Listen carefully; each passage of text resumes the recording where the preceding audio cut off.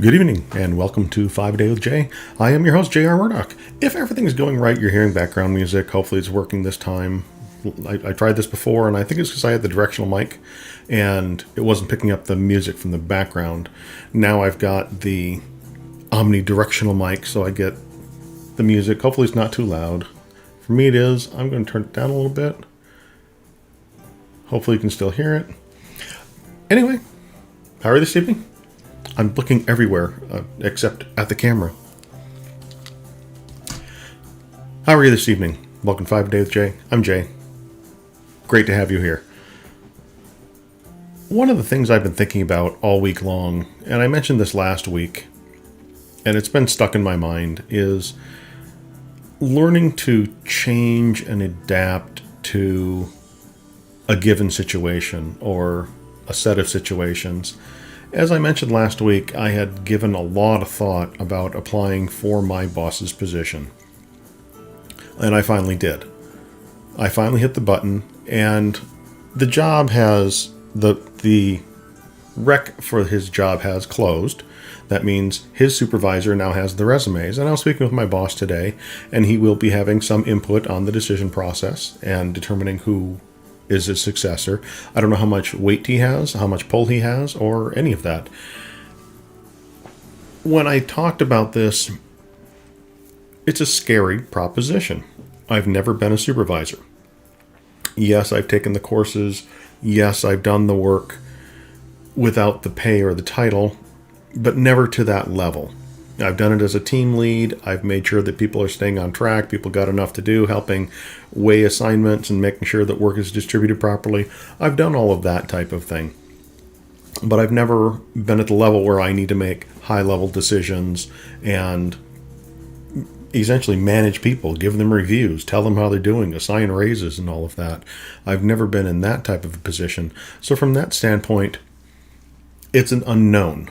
And for me, as I'm sure with a lot of people, going into the unknown is a scary proposition, a very scary proposition. That's one of the things that I think excites me the most about doing this. It is, I know to a degree what's involved in the work. Now it's a matter of actually, hopefully, getting the position. First of all, again, I have no expectation. Well, I don't know if I've said this before, but I have no expectation of getting the job. Would I like to? Absolutely. Do I have support from my coworkers to move into the position? Absolutely. Do I have support from my current boss who is leaving? I do.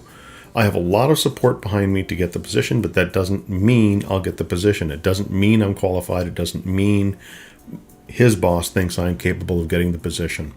So I'm setting my expectations right here. I did the same thing when I started launching books. I had zero expectations. The first month, again, we'll do it by the numbers, probably Friday or perhaps Monday. Monday's a holiday, we'll see. I had zero expectations of selling a single book, of selling a single short story, of selling anything. Honestly, I thought May was going to come and go. We'd be moving into June, and I would still be releasing out into the void. But that was my expectation, was to release work into the void and hope for the best, and know that the only way to get fans to come back and say, look, Murdock's back on track, would be to be consistent and consistently release material, release content. That's the other thing about applying for my boss's position, is how do I do that position? How do I get in there and do his job? Simple. I need to be consistent in what I do. I need to be consistent in the way I deal with my fellow employees who may be my subordinates soon. I need to make sure that they know what to expect when they come to me. Same with fans of my writing. I need to make sure when they pick up a short story or a novel of mine, they have a certain expectation and I need to meet that expectation. Again, I need to set my expectations to make sure I'm not disappointed. If I got to the end of May and I was expecting to make $1,000 on selling books on my first month returning to publishing, I would be sorely disappointed. And I would be like, well, what's the point? Going in with the expectation of making $0 is a completely different expectation. I expect to make nothing off of this first month. I honestly do. I still have that expectation, even though I've peeked at the numbers. I'm going to keep you in suspense until we do the By the Numbers episode. But again, expectations. Am I going to be rich anytime soon? No, that's not going to happen. I'm publishing and writing because I enjoy doing it. When I stopped doing it, it was because I had set expectations for myself. And those expectations were way up here. And I didn't even come close to those expectations. I put out book after book after book, scattered, without any plan or consistency, and I failed. This time around, I have a plan, I'm going to be consistent, and I'm going to follow through. Even by having my expectations set so low, there's still the risk of disappointment because I want to be successful. Yes, there's that desire to be a successful writer that's still there, but I know that I'm writing for me. I know I'm publishing for me. And if other people enjoy my stories, bonus. Going into applying for my boss's position, if I get it, again, I need to set my expectations. I need to understand it's going to be a challenge. It's not going to be easy. I'm not just going to be able to walk in, sit down, boom, and I'm a superstar. I'm not. Every team I've been on at the company I'm at, and I've been in several, I've had to prove myself every single time and work my way up slowly. It's not a quick process. Nothing. Now, there are outliers. Don't get me wrong. But there is something to be said for putting in the work. That's what I'm doing at my day job. That's what I'm doing with my writing. It's what I'm doing with my YouTube channel. It's what I'm doing when I'm recording these videos, releasing the podcast, doing the blog. I'm being consistent, and I'm setting an expectation for viewers, listeners, readers across the board. I'm making sure that I give you an expectation of what to expect from me, and hopefully I'm meeting that. That's all I'm trying to do. These videos, although I'll get 1, 2, 10 views on some of the videos, I wasn't expecting to have 150,000 viewers within the first 6 months when I launched this channel. Why? It's just me chit-chatting, talking about what I'm doing. I knew going in it was going to be difficult to get a channel like this going. I'm just a talking head. If I ever get to 1,000 viewers, I would be amazed. Honestly, I would be amazed because I see so many channels that are talking head channels like mine that at best have 250 viewers. And that's after years of pumping out content. But I enjoy doing them. I enjoy doing the talking space and talking this through because it helps me. It helps me get my head set for what I'm doing, what I'm working on, where I'm going next. And it's teaching me a new skill. I love learning a new skill. I love sitting down and learning something. When it comes to writing, I had to learn how to do book covers. I had to learn how to work on editing. I had to learn how to publish. I had to learn how to format. I had to learn all of those to get a book out, ebook, print book, whatnot.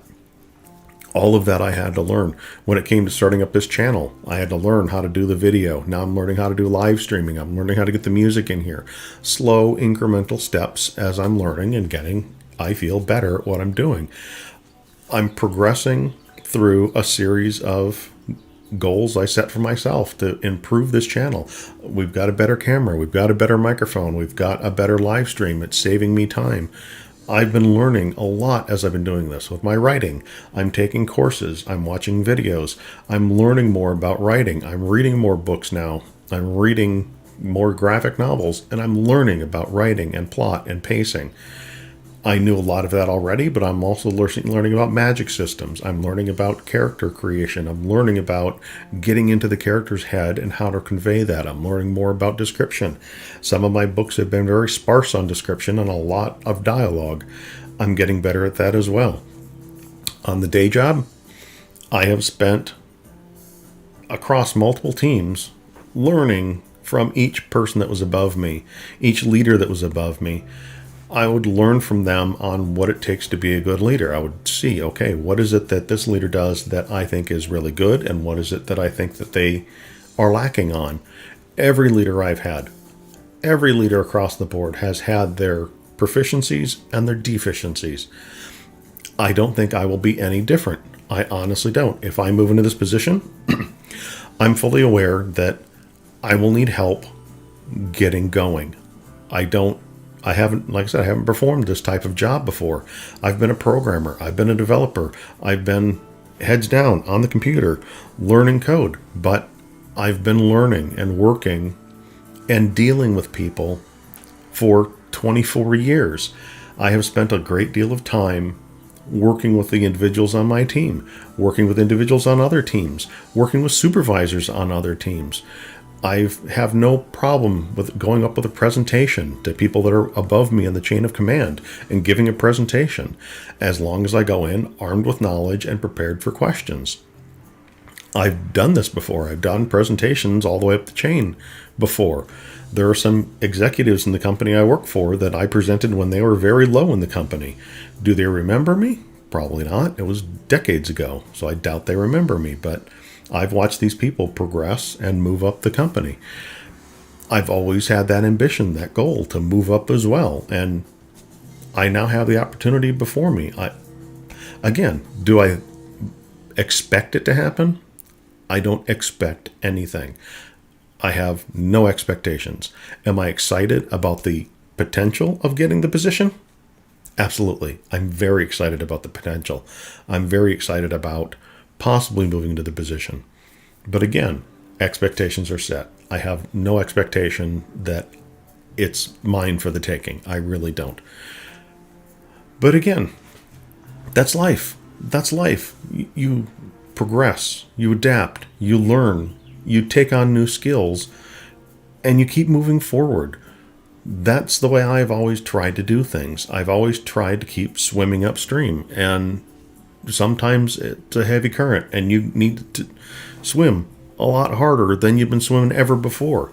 Sometimes a log is going to hit you in the head and move you back. These things happen. I've had that happen with my career. I've had it happen with my writing. But you keep moving forward. You keep going. It's not always easy. I'm nervous as hell about the possibility of having this position, again, because there's a lot of unknowns. I'm nervous as hell about publishing books because what are people going to think? Do people enjoy what I'm writing? Are they enjoying it? Is it going to keep on selling? The only way to know is to get it out there and try.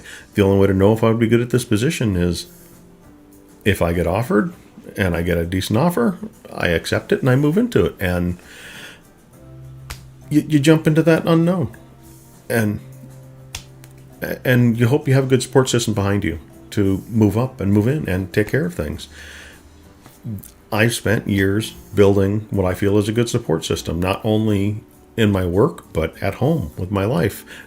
I did a lot of soul searching, and by that I mean talking with the missus and asking her opinion and what she thinks and giving her my feedback, finding out new details from my team, from others, and sharing those details and discussing those with the missus again. I think I've made the right choice to apply. Even if I don't get it, I'm in the system. They know my intent. They know what I'm looking for. They know that I do want to progress and advance my career beyond what I'm currently doing as an individual contributor. That's all I can do. That's all I can do is take the steps I can take. I keep relating this back to my writing. I can't make people go buy my book. I can't grab people and shake them and say, buy my book, buy my book, buy my book, because people get turned off by that. All I can do is release it, let everyone know, hey, got a new book out. Hey, today, new short story came out. By the way, new short story came out. That's all I can do. That's all I can do at this point, and just, I'm slowly moving things along. Slow, steady progression. Slow, steady growth. That's what we're doing right now, because that growth will snowball. And I'm hoping to grow that snowball a little bit faster, especially my writing. My career, it's a different story. some of that is out of my control. All I can do is make my intentions known and discuss it with those that are above me.